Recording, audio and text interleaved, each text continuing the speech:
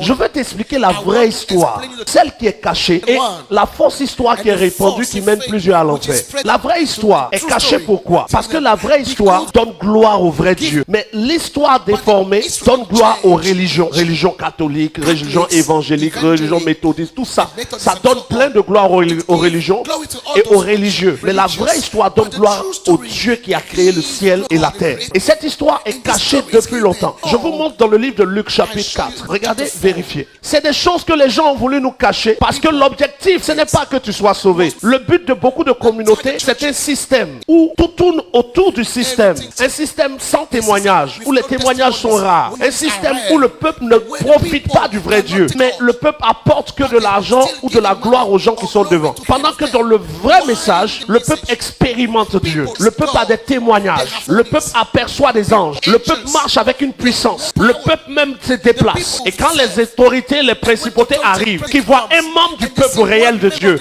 ils reculent devant le peuple. Mais dans l'autre histoire, les démons reculent devant les hommes de Dieu et le peuple est le peuple. Il faut que tu commences à rentrer dans le vrai message. Luc chapitre 4, verset 18. L'Esprit du Seigneur est sur moi. L'Esprit du Seigneur est sur moi. Parce qu'il m'a oint pour annoncer une bonne nouvelle aux pauvres. Qui parle ici? On est dans Luc 4, c'est Jésus qui parle. Il m'a envoyé pour guérir ceux qui ont le cœur brisé, pour proclamer aux captifs la délivrance et aux aveugles le recouvrement de la vue, pour envoyer libres les opprimés. Continue. Pour publier une année de grâce du Seigneur. Il dit qui est sur lui? L'Esprit ici c'est grand E ou petit E? Grand E. Grand E. De qui est-ce qu'il parle? Jésus parle du Saint-Esprit. Jésus dit, le Saint-Esprit est sur moi parce que le Saint-Esprit m'a choisi. L'Esprit du Seigneur est sur moi parce qu'il m'a oint. Oint veut dire choisi. Donc Jésus nous dit dans Luc chapitre 4 verset 18 que Dieu l'a choisi, le Saint-Esprit l'a choisi et le Saint-Esprit est sur lui pour une mission. Ce texte de Luc 4 verset 18 confirme à plus de 100% Jean 3,16. Car Dieu a tant aimé le monde qu'il a envoyé son Fils. Quels sont ceux qui connaissent le passage de Jean 3,16? Quand on dit Dieu a tant aimé le monde et qu'il a envoyé son Fils, on a combien de personnes là? Une personne ou deux? Le prophète Guillaume Kofi a tellement voulu boire de l'eau qu'il a envoyé Foba aller chercher de l'eau. Va chercher de l'eau. C'est Guillaume Kofi qui part ou c'est Foba? Mais quand Foba part, Foba est celui qui est envoyé. Et si Foba est honnête et qu'on lui demande qui es-tu, il va dire je suis envoyé. Oui ou non? Mais quand vous regardez la Bible, quand vous lisez tous les textes de la Bible, Jésus se décrit comme l'envoyé de Dieu. Vous n'avez jamais lu ça? Il dit mon Père m'a envoyé. Mon Père est plus grand que moi. Quand vous priez, dites notre Père. Il ne dit pas dites votre Père, mais il dit dites notre Père. Et quand il est mort et qu'il est ressuscité, il dit je dois monter vers qui? Vers mon Père, votre Père, vers mon Dieu, votre Dieu. Quand tu regardes les paroles de Jésus, elles ne sont pas ambiguës. Ce ne sont pas des paroles compliquées. Mais de la vérité que Jésus donne à ce qu'on a reçu, il y a une très grande différence. Et la différence est tellement énorme que c'est normal que les chrétiens aujourd'hui souffrent. C'est normal que les démons fatiguent vos affaires et s'attaquent à tout ce que vous avez. C'est normal que des sorciers arrivent à tuer des chrétiens. Parce que le message qu'on a n'est pas un message qui est puissant. C'est un message de bine, bine, bine. Ça marche pas. Ça marche pas.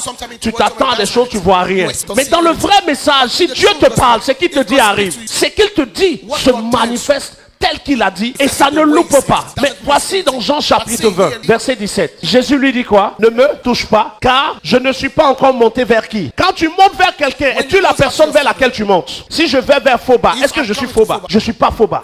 Il dit je monte vers mon Père. Mais va trouver qui? Jésus ne s'est jamais fait appeler ton Père, mais Jésus se considère comme ton frère. Mais dans le message d'aujourd'hui, Jésus est le Père. C'est lui qu'on adore, c'est lui qu'on chante, c'est lui qu'on prie.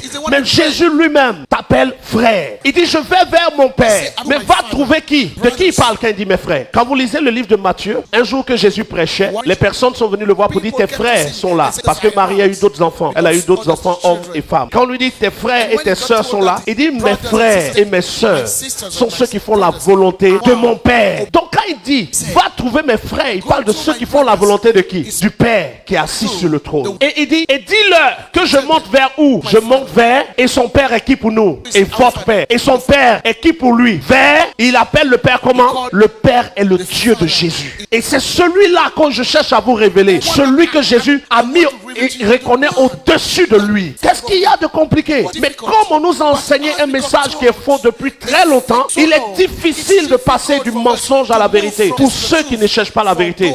Mais ceux qui cherchent la vérité en écoutant savent très bien que c'est la vérité. Il dit, je monte vers mon Père, votre Père. Je monte vers mon Dieu. Qui est-ce que Jésus appelle Dieu? Répondez à cette question toute petite.